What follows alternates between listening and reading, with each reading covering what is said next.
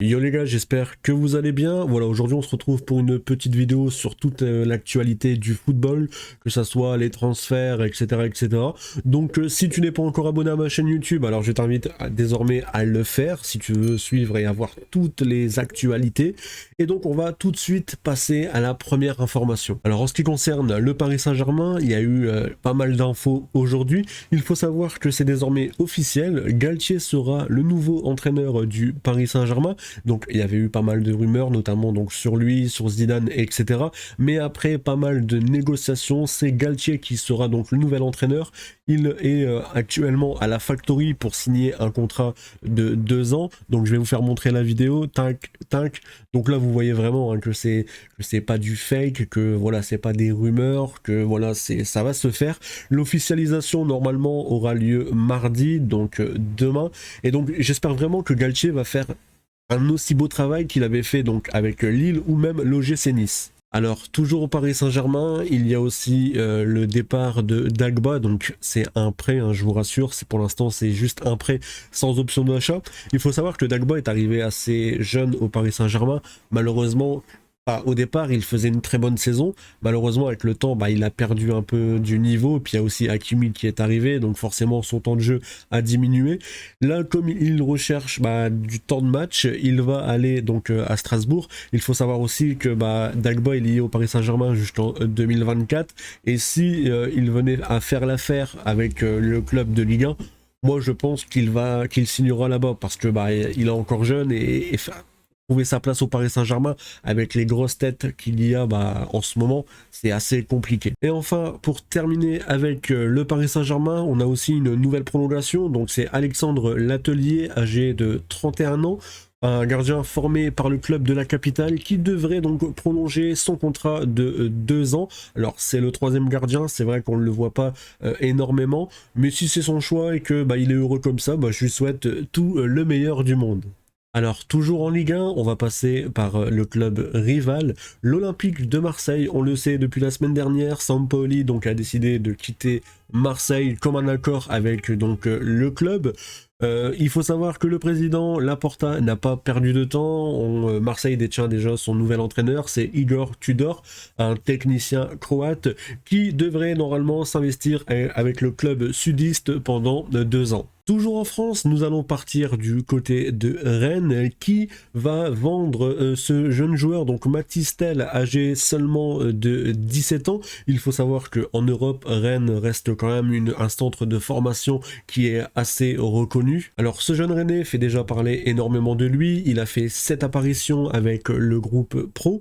Avec les U19, il a atteint les demi-finales de la Coupe Gambardella et il a fini donc champion d'Europe avec les U17 de l'équipe de France, inscrivant 4 ou 5 buts. Et donc, selon Sky Sports, c'est un club allemand, le Bayern Munich, qui serait prêt à investir dans cette pépite française. Il serait prêt donc à donner à Rennes la somme de 7 millions. Pour l'instant, rien n'est fait, mais je pense que dans quelques temps, ce dossier devrait être bouclé. Sans plus tarder, passons maintenant au club nordiste. Le PSG était depuis déjà un petit moment sur Fofana. Tout allait bien. Fofana avait même apparemment donné son accord afin de rejoindre le club de la capitale. Ce milieu de terrain âgé de 27 ans donc a joué cette année 41 matchs. Il a mis 10 buts dont 3 passes décisives. Il rêvait de jouer la Ligue des Champions, Paris était d'accord pour le prendre. Malheureusement, avec le temps, les discussions, les négociations se sont un peu refroidies et il devrait donc continuer avec le club nordiste la saison prochaine. Nous allons partir du côté espagnol, c'est le FC Barcelone qui officialise la venue de Andreas Christensen.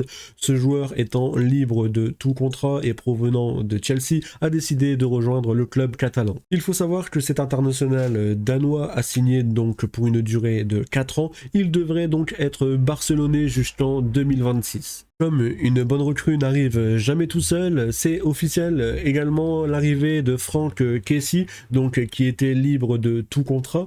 Son dernier maillot était l'AC Milan et donc il rejoint le club catalan, pareil que son collègue jusqu'en 2026, soit pour une durée de 4 ans. Il y a également donc toujours en ce qui concerne le FC Barcelone, Séville qui dément que un contact soit fait entre Jules Koundé et le FC Barcelone, et aucun pourparler ne serait en cours, donc normalement il ne devrait pas rejoindre Barcelone cet été. Nous allons désormais partir en Angleterre, et donc nous allons commencer par parler de Christian Eriksen. On se souvient tous malheureusement de son malaise pendant cette fameuse compétition.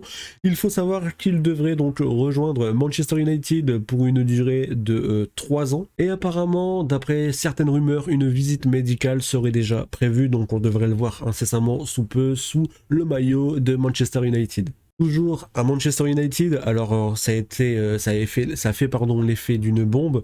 Ce matin, Cristiano Ronaldo ne s'est pas rendu à l'entraînement, prétextant des raisons familiales. Et donc, on ne peut pas le nier non plus que depuis quelques semaines, Cristiano Ronaldo montre son envie de partir de Manchester United. Alors, beaucoup font le lien avec l'absence de ce matin.